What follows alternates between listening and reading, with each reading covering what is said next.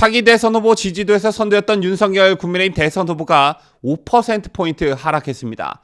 따라서 이재명 더불어민주당 대선 후보와의 격차가 오차 범위 내로 줄었는데요. 반면 안철수 후보의 지지율은 다소 큰 폭으로 올라 윤 후보의 하락분이 안철수 후보 쪽으로 이동한 것이 아니냐는 분석이 나오고 있습니다.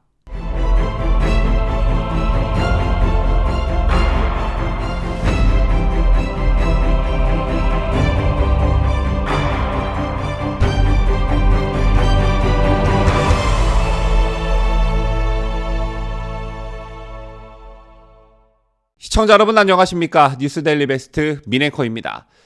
대선 후보를 뽑는 지난 국민의힘 전당대회 이후 윤석열 후보의 지지율이 큰 폭으로 오르며 경쟁 상대인 이재명 더불어민주당 후보와 격차를 제법 크게 벌렸습니다. 하지만 초반에 벌어진 격차가 점점 줄더니 최근엔 근소한 차이를 보이거나 이재명 후보가 조금 앞선다는 여론조사도 심심치 않게 나오고 있죠. 이런 가운데 윤석열 후보의 지지가 다소 높게 나왔던 리얼미터가 발표한 오늘 여론조사에서 윤석열 40.1%, 이재명 37%로 격차가 상당히 줄어들었습니다. 특히 지난 조사에서 2.5%였던 안철수 후보의 지지가 4.2%로 상승해 일부 야권 지지층이 안철수 후보 쪽으로 이동한 것이 아니냐라는 분석도 나오고 있는데요. 일단 오늘 나온 여론조사부터 보시겠습니다.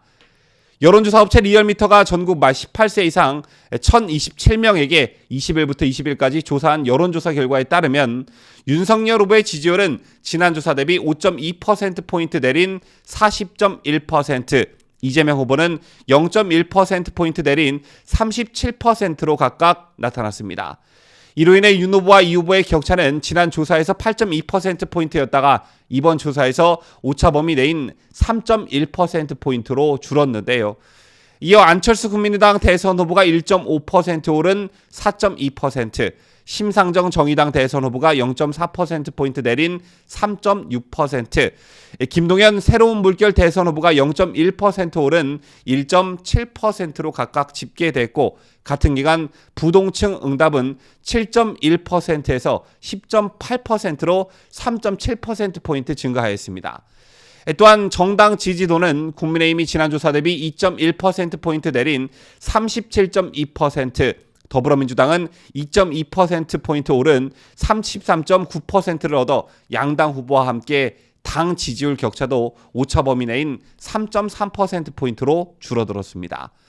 오늘 발표된 리얼미터의 여론조사 말고도 최근에 발표된 여론조사들을 보면 윤석열, 이재명 두 양강 후보의 지지율이 붙는 현상이 벌어지고 있는데요. 그렇다면 그 사이에 무슨 일이 있었던 것일까요? 즉 하락 요인은 무엇이었을까요?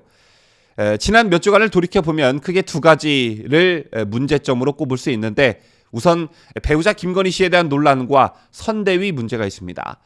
일단 배우자 김건희 씨에 대한 논란은 이재명과 관련한 각종 논란을 물타기하기 위한 여권의 공격이 어느 정도 먹혀들었다 이렇게 인정할 수밖에 없는 상황인데요.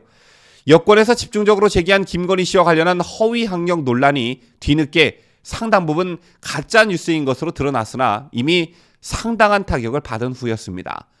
그렇게 팩트체크를 시도 때도 없이 한다는 YTN과 JTBC 등의 언론은 그간 김건희 씨와 관련한 공방이 벌어지고 있는 상황에서 팩트체크 등의 진실을 알리기 위한 노력을 하지 않았죠.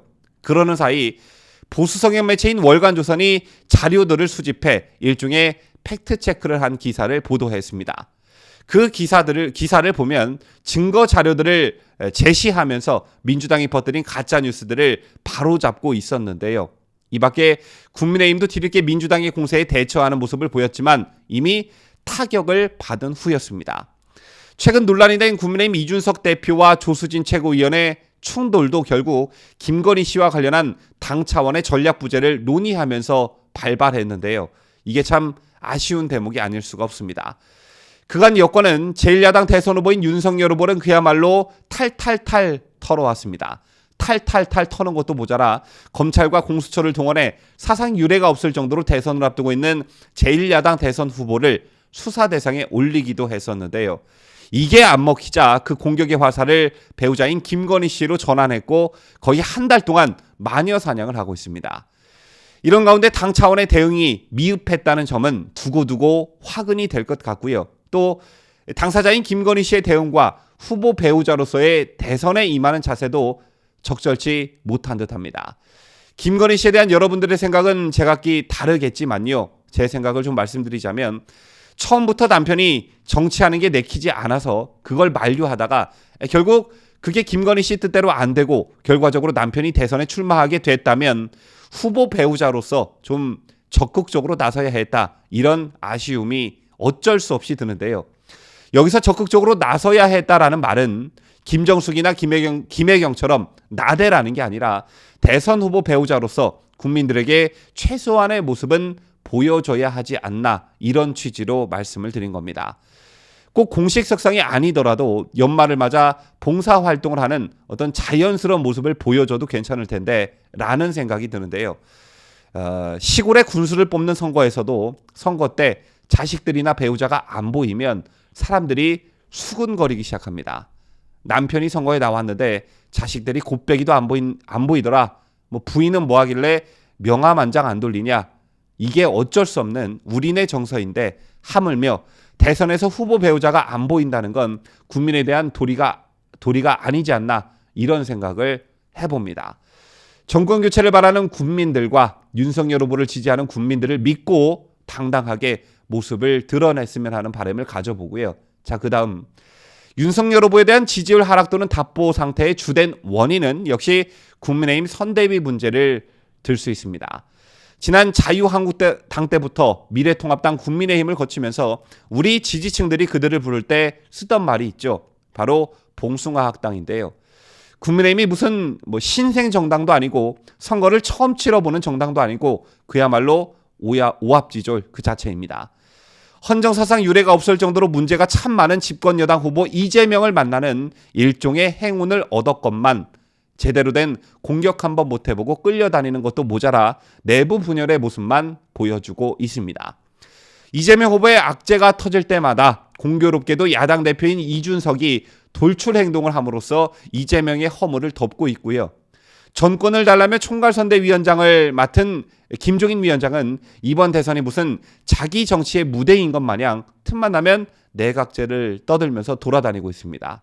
이로 인해 윤석열 후보가 방역대책회의를 해도 군부대를 방문해도 무슨 정책을 내놔도 후보의 모습은 안 보이고 말도 안 들리고 그저 유권자들은 뉴스를 통해 이준석이 라디오에 나와 무슨 말을 했다. 페이스북에 무슨 글을 올렸다. 김종인 위원장이 오늘은 무슨 말을 했는데 후보와 생각이 다른 거 아니냐. 이런 소리들만 들려오고 있습니다. 도저히 오랜 전통을 가지고 있는 또 많은 대통령을 배출해낸 정당이라고는 믿기지 않는 현상이 벌어지고 있는 것인데요. 이제 오늘로써 대선일까지 딱 77일 남았습니다. 좀 긍정적으로 생각하면 아직 공식 선거 운동이 시작되지 않았기 때문에 그 전에 예방주사를 좀 단단히 맞았다. 리스크를 제거하는 과정에서의 진통이다. 이렇게도 생각해 볼 수 있는데요. 어쨌든 얼마 남지 않은 한 해 전열을 좀 가다듬고 내년 새해가 밝아오면 새로운 출발을 한다는 그런 새로운 각오로 마음으로 대선에 임했으면 좋겠다는 생각을 여러분과 함께 가져봅니다. 지금까지 저는 자유대한민국을 수호하는 뉴스데일리 베스트 민앵커였습니다.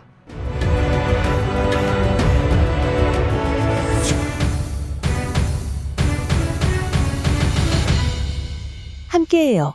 뉴스데일리 베스트.